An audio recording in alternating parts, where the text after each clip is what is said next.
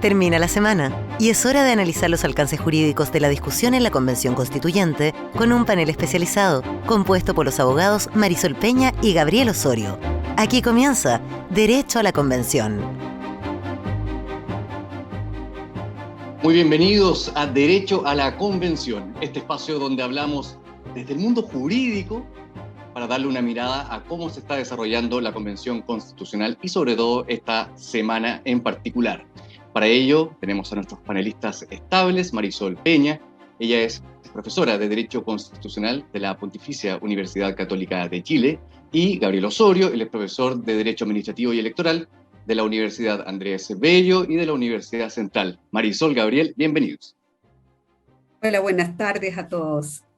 Muchísimas gracias por la invitación. Muy buenas tardes a todos los auditores y auditoras.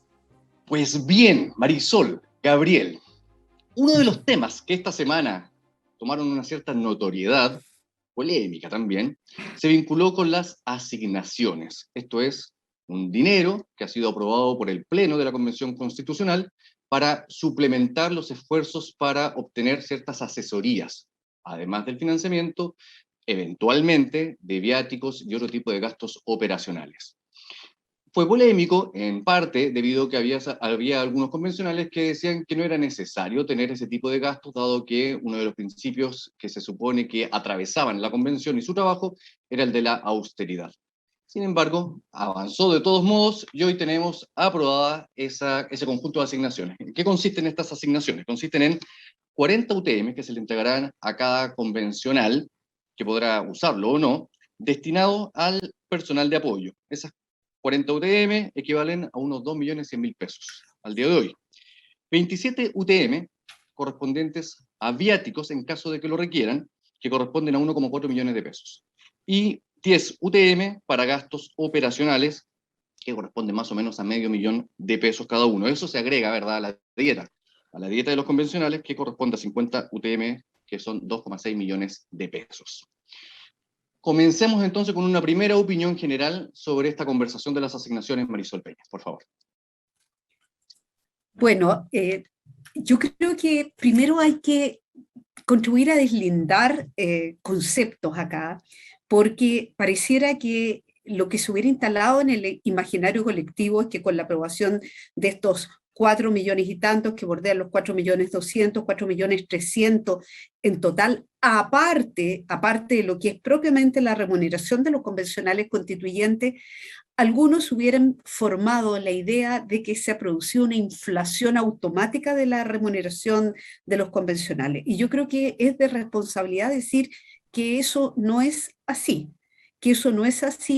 y que quien lo entiende de esa manera, esto es que la remuneración completa del convencional constituyente va a bordear los 4 millones y tanto, creo que está influido por la historia de la misma constitución que estamos tratando de reemplazar. ¿Por qué? Porque la dieta parlamentaria históricamente estuvo constituida por la remuneración de los parlamentarios más las asignaciones que le correspondían. Y eso significó, digamos, una serie de manejos indeseables, en virtud de los cuales subimos hasta que se habían arrendado, ¿verdad?, oficinas u otras propiedades para de alguna manera incrementar los ingresos que percibían los parlamentarios, imputable entonces a estas asignaciones. Por lo tanto, el hecho de que haya asignaciones que formen parte de un concepto global de la remuneración me parece a mí que tiene una mala historia política. Esto se modificó mediante una reforma constitucional el año 2020 y hoy día los parlamentarios ganan la misma remuneración de un ministro de Estado. Ese es el criterio y el tema de las asignaciones se ve por cuerdas separadas. Entonces, a mí me gustaría quedarme en esta parte para darle la palabra a Gabriel con esa primera idea de desmitificar y de tratar de interpretar por qué produce rechazo esto a la luz de lo que fue la historia parlamentaria hasta el año 2020 en nuestro país. Agreguemos entonces, para darle la palabra a Gabriel, que hay 5 UTM también que se les asignan, esto no me olvidé de decirlo, a los convencionales de pueblo originario y también a los convencionales de zonas extremas, y además estas asignaciones serán vistas por un comité externo. Gabriel Osorio. Sí, a ver, hay que hacer una distinción, como se planteó anteriormente.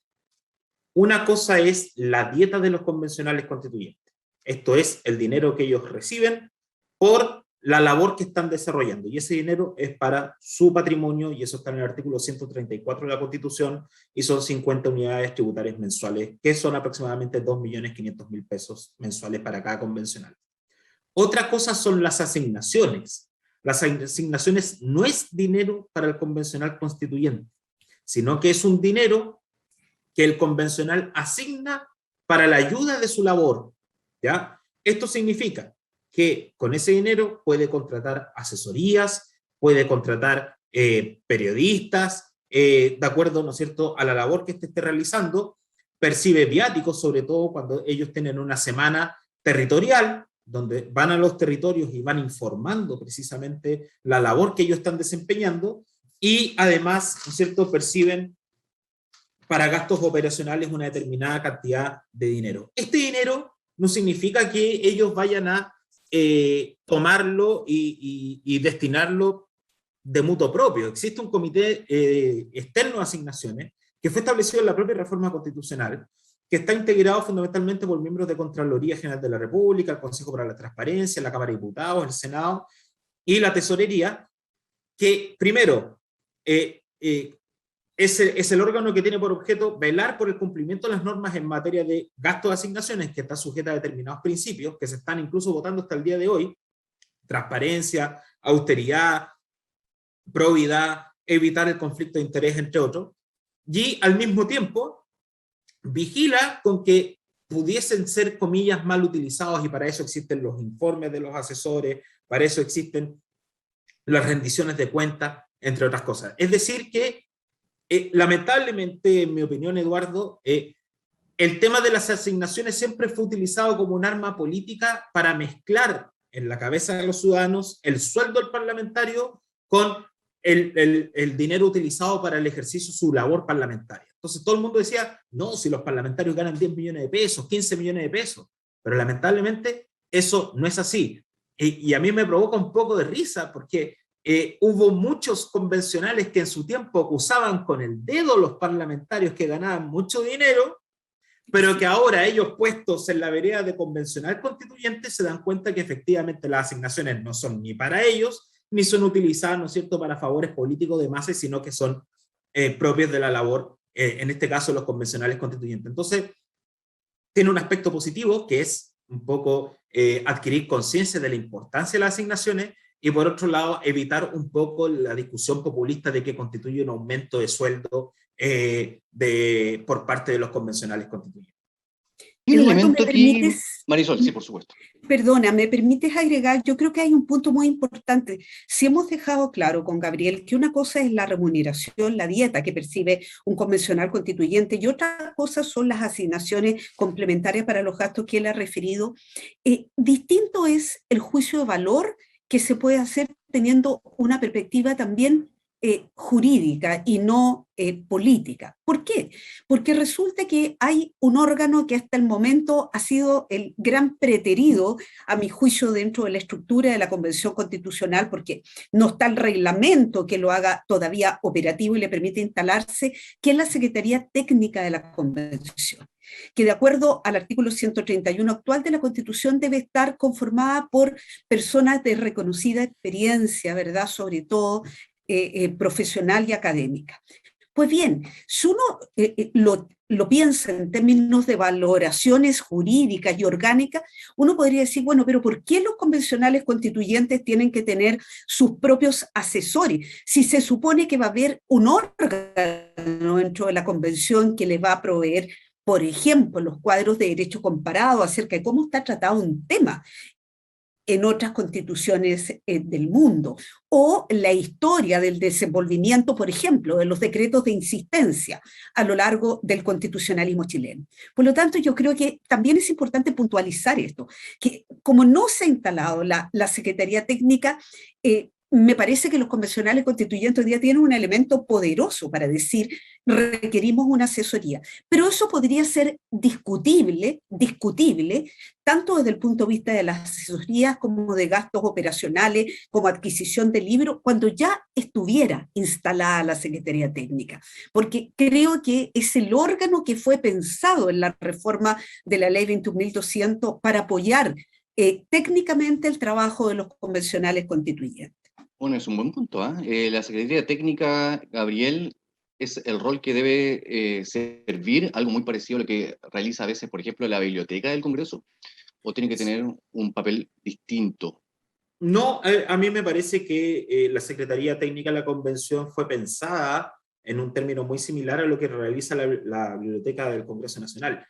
Sin embargo, yo haría una distinción, porque efectivamente esa labor la cumple la biblioteca, la cumplen también los secretarios de las comisiones, pero también a veces las asesorías dicen relación con una visión jurídico-política de un asunto, ¿ya? Es decir, que detrás de una asesoría técnica uno podría decir, mire, la puerta A, usted con una determinada opción va a producir este efecto jurídico, con la puerta B va a producir este otro efecto jurídico, pero también existe la posibilidad de que un convencional constituyente pudiese requerir una asesoría técnica, pero, pero vista desde una determinada posición.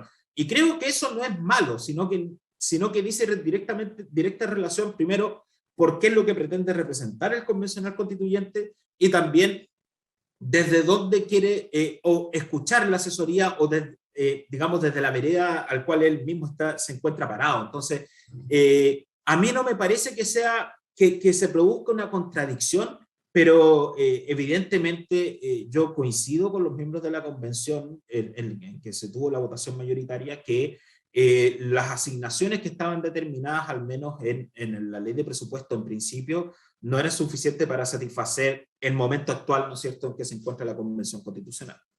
Bueno, es un buen punto. Precisamente en la ley de presupuestos se decía que podía haber suplementación de financiamiento a requerimiento de la convención cuando elaborara su reglamento. Entonces tampoco esto debió haber sorprendido a muchas personas, porque ya estaba así expuesto, al menos para los 7 meses de duración que se estimaba que iba a tener la convención durante este año, y luego el presupuesto 2022 tendría que apuntar a lo mismo para aquel año.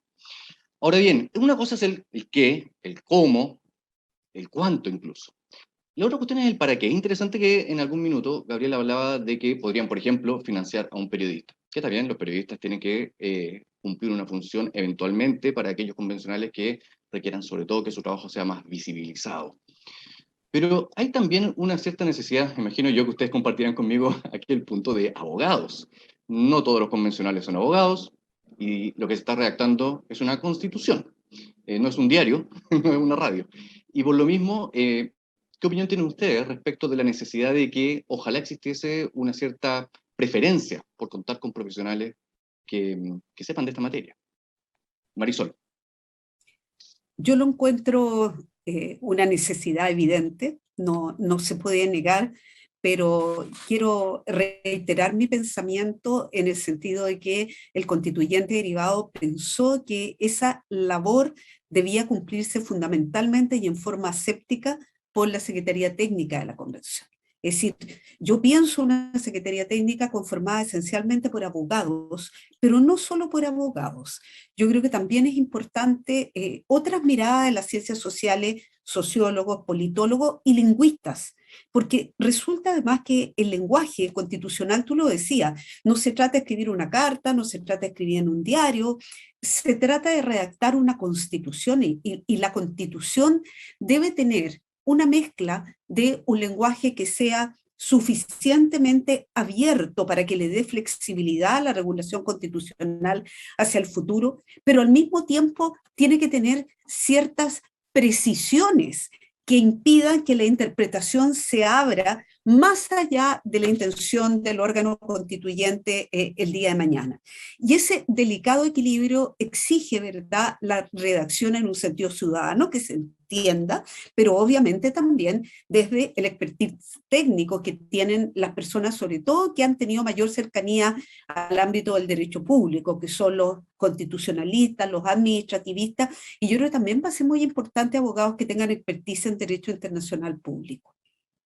Oye, qué interesante, mire, como anécdota, antes de darle el paso a Gabriel, he escuchado hoy día a una convencional que usaba la palabra ocupar como si fuese lo mismo que usar la palabra usar. Esta es una manera en que usamos aquel verbo que solamente se da en Chile, pero en otras partes no son, sino lo mismo. De hecho, la RAE claramente así lo distingue. Gabriel Osorio. Mira, a ver, yo creo que es necesario la incorporación en la Secretaría Técnica, como también ojalá hubiese muchos abogados al interior de las asesorías que van a recibir los convencionales constituyentes. No solo porque es una constitución como texto jurídico, sino también para evitar el mal uso del lenguaje, al menos desde el punto de vista jurídico, sin perjuicio que tiene que ser una constitución que al leerse sea comprendida por todos, ¿ya? Ahora bien, estamos en una época difícil. Yo, por ejemplo, estaba leyendo algunos de los artículos, de las indicaciones, perdón, que estaban proponiendo algunos de los convencionales, y se señalaba, por ejemplo, que no podía ser asesor aquella persona que representa intereses. Punto. Entonces uno normalmente pensaría, eso se refiere a la ley del lobby, la 20.730, pero no lo dice. Y si no lo dice, yo podría pensar, perdón, pero yo soy, por ejemplo, hablo de mí, yo soy abogado litigante. Y yo cada vez que firmo un patrocinio de poder, estoy representando intereses. Entonces, evidentemente, esas como zonas oscuras de las palabras que alguna vez ha aprendido el profesor Quintana, permiten una interpretación que pudiese ser lo extremadamente extensiva como para poner en duda, por ejemplo, la incorporación de litigante y cosas por el estilo. Entonces, la verdad, creo que deben existir abogados, pero sobre todo para que, de manera tal de que cuando se quiera redactar alguna, en este caso, inhabilidad para poder ser asesor, sea lo suficientemente clara como para que no se preste a confusiones como, por ejemplo, la que estoy señalando. ¿Algo más sobre el tema de asignaciones, Marisol o Gabriel? ¿Que les interesa reforzar? Yo por mi parte creo Ya, que hemos tratado estamos. de aclarar el punto. Muy bien. Vamos entonces al siguiente tema, que se vincula con la República. República de Chile. Resulta que esta semana, mientras estaba redactando en una de las subcomisiones de la Comisión de Reglamento, en la subcomisión de Reglamento que se llama Organización y Estructura, una convencional, Rosa Catileo, solicitó eliminar de una de las indicaciones que se habían esgrimido la palabra, o las palabras República de Chile, el concepto República de Chile. En una primera explicación, ella dijo que no veía sentido de incluir aquello, dado que se estaba hablando en primer lugar de los pueblos de Chile. Y no le hacía sentido, vamos a decirlo de esta manera, y es mi interpretación, no le hacía sentido estético. Pero luego, cuando esto alcanzó cierta polémica, ella le dio una connotación simbólica, al decir que en realidad incorporar República de Chile era impropio, dado que la República de Chile no había incluido, o había por lo tanto excluido históricamente, a los pueblos originarios. Eso levantó un pequeño debate. La explicación original que ha dado el presidente de esa subcomisión, Mauricio Daza, es que esto solamente se vincula con el tratamiento del articulado que dará pie luego al reglamento, por lo tanto solamente dice relación con el reglamento en cuestión, y no se vincularía con que eventualmente después, en el texto de la nueva Constitución, desaparezca el concepto de República de Chile. Abro la palabra para que ustedes ahora se expresen al respecto. Gabriel Osorio. Sí, a ver, en primer lugar, la exclusión de la palabra república en un reglamento, en términos jurídicos, no me parece grave, porque quien determina la forma de república no es un reglamento, sino va a ser la propuesta de texto constitucional. Eso es lo primero. Entonces, es como adelantarse a una discusión respecto del contenido de la Constitución, de la futura Constitución Política de la República, que en realidad no tiene sustento jurídico actual. Entiendo que la exclusión de la palabra república uno la pudiese interpretar en el sentido que estoy diciendo yo, por ejemplo, que más bien el carácter de república lo determina no un reglamento, sino el propio texto constitucional, o, ¿no es cierto?, lo señalado por la convencional en atención a que históricamente la República de Chile había excluido a los pueblos originarios. Dicho esto, no me parece que sea una discusión grave o que atente incluso con el texto del artículo 135 de la Constitución Política de la República, cuando señala que la nueva Constitución debe asegurar la forma de República de Chile o el carácter democrático de la República. Sino más bien es una discusión, si bien reglamentaria, más bien, en mi opinión, es una discusión simbólica e incluso política, más que jurídica, porque el reglamento, recordemos, que no es más que el conjunto de normas, llamémoslas procesales o adjetivas, que nos va a servir para la generación de las propuestas de normas de nueva Constitución. No más que eso, ¿ya? El reglamento no va a formar parte de la nueva Constitución Política de la República, sino va a ser meramente el conjunto, digamos, los engranajes, ¿no es cierto?, que van a hacer funcionar esta maquinita, que al final van a ir saliendo artículos, propuestas de artículos de una nueva Constitución. De tal manera que yo desdramatizo la exclusión de la palabra república y la sitúo en lo que es parte de su discusión más bien política y simbólica que otra cosa. República, es cierto, es un concepto que va en oposición a monarquía para quienes nos estén viendo ahora, y por lo tanto es el típico concepto que opera en función de su opuesto. Marisol Peña. Bueno, siguiendo lo que acabas de decir, Eduardo, creo que es importante explicarle a nuestros auditores que el concepto de república se utiliza para designar una forma de gobierno que en oposición al régimen monárquico tiene ciertas características que distinguen al jefe del Estado. O sea, las características distintivas de la república tienen que ver en primer lugar con que el jefe de Estado sea elegido popularmente y no hereditario como en las monarquías. En segundo, tiene que ver con el hecho de que el jefe de Estado sea relevado temporalmente, o sea, que haya alternancia en el poder y no vitalicio como en las monarquías.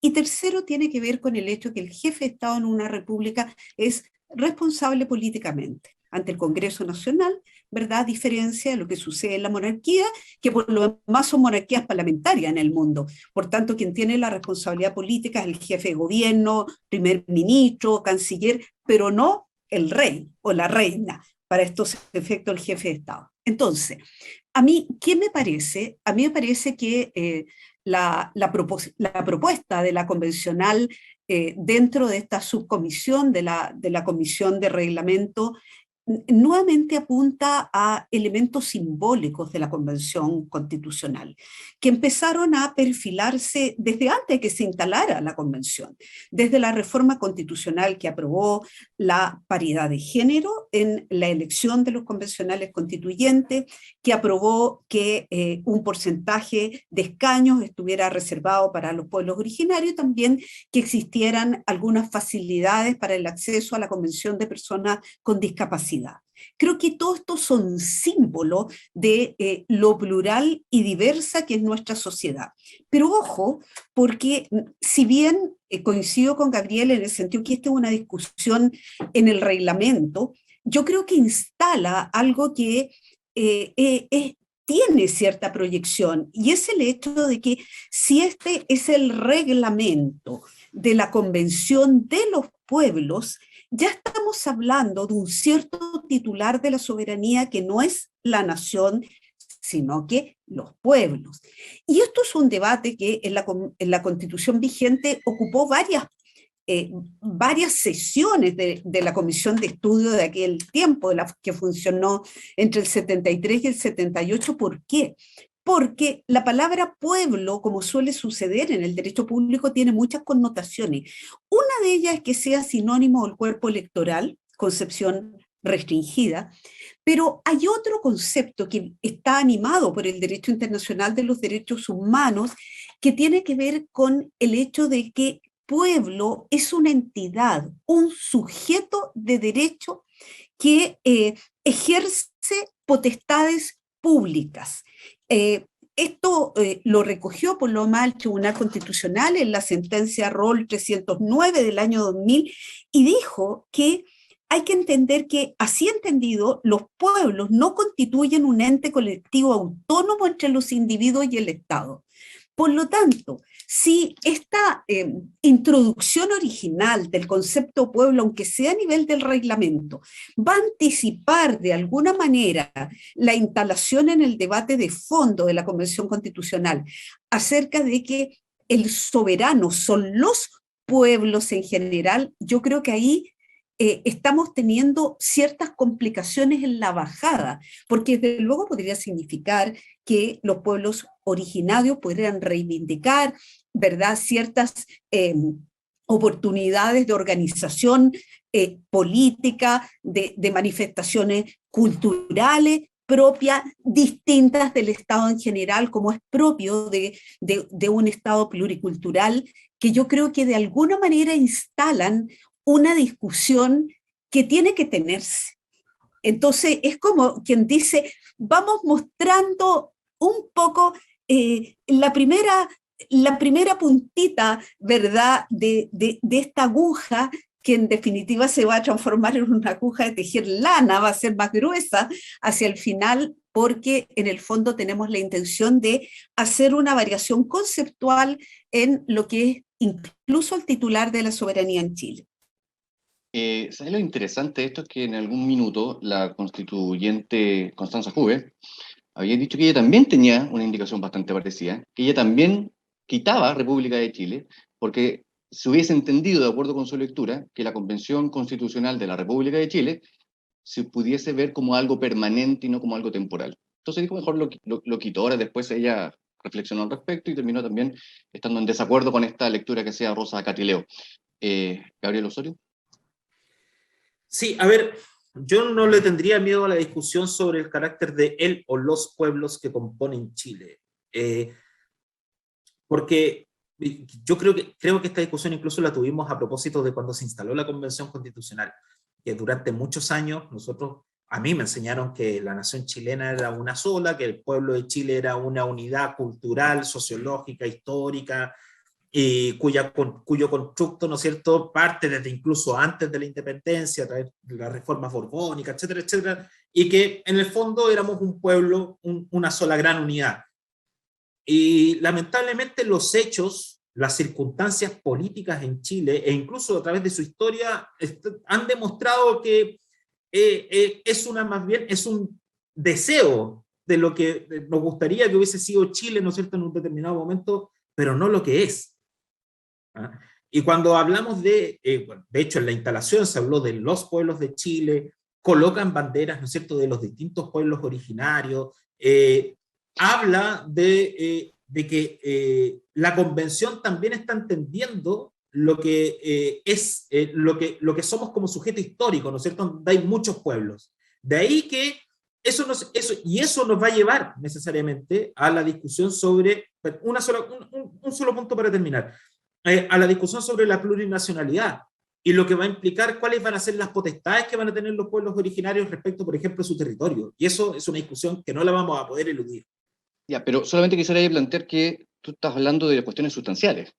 Y aquí estamos hablando de una conversación que se dio en la elaboración de un reglamento que por definición es procedimental. Entonces, el riesgo que yo entiendo que está planteando Marisol Peña es que de a poco, por medio de este tipo de conversaciones, en la parte procedimental, se tiña la conversación que naturalmente tendría que haber en la parte sustancial. O al menos se anticipa, ¿verdad? O al menos se anticipa. Es que, como lo dijimos también en el programa pasado, si bien es un procedimiento, y si bien se anticipa una discusión, recordemos que el reglamento más bien es la construcción del índice de la nueva Constitución, o de parte de la nueva Constitución. O sea, bueno, entonces tiene razón lo que está planteando Marisol Peña en ese sentido, de que al incluir o al no incluir el concepto de República de Chile se está anticipando otro tipo de materia, necesariamente. Puede ser, pero su efecto reglamentario hoy es más bien simbólico. Ahora, vamos a ver lo que va a suceder adelante, que yo estoy seguro que, incluida o no incluida la palabra república, la discusión sobre la plurinacionalidad o la discusión sobre las autonomías se va a tener que dar igual. Es que yo creo que me van a disculpar, el polemista voy a ser yo. Es que el punto está en que la actual Constitución dice expresamente que Chile es una república y que la Convención no puede cambiar eso. Entonces, en el prolegómeno ya se está cambiando, al menos porque no se está aprobando, porque se quitó de una indicación esa parte, no es simplemente un anticipo de una mera discusión sustancial acerca de si el Estado de Chile es plurinacional. No estamos hablando acá de la naturaleza nacional o uninacional o plurinacional del Estado. Estamos hablando acerca de la concepción de repúblicas de Chile. No sé. Yo no lo veo así, Eduardo. No, yo no lo veo así, Eduardo. ¿Okay? Y yo no lo veo así por el siguiente punto. Primero, porque no estamos determinando el carácter de República de Chile o no en el reglamento. Número uno.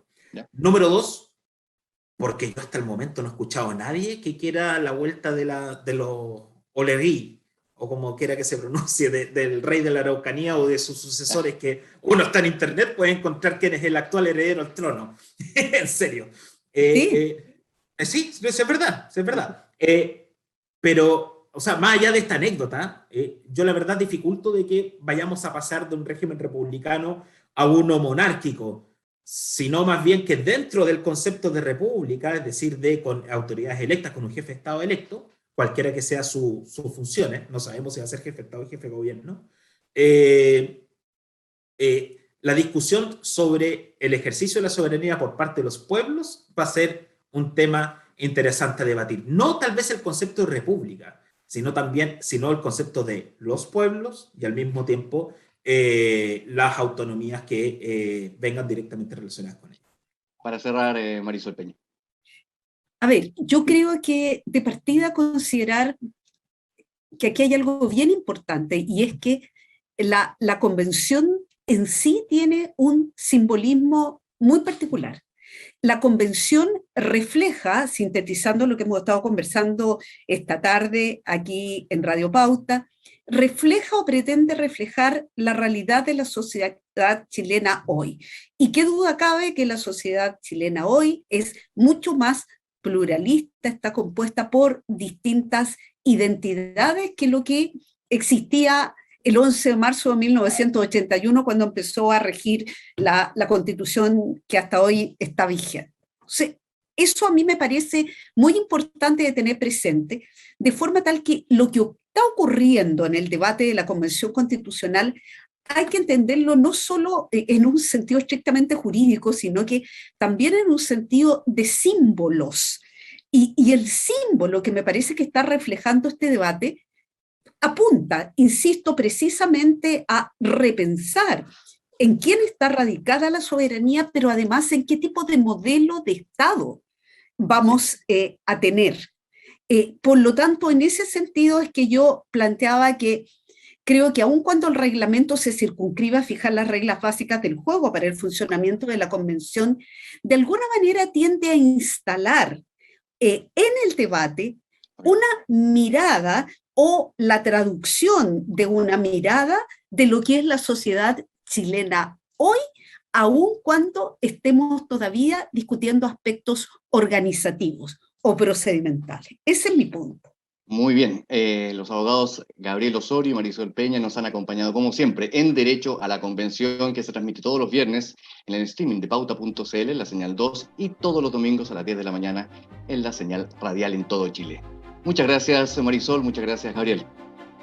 Gracias, Eduardo, gracias, Marisol. Igualmente, buenas tardes a todos.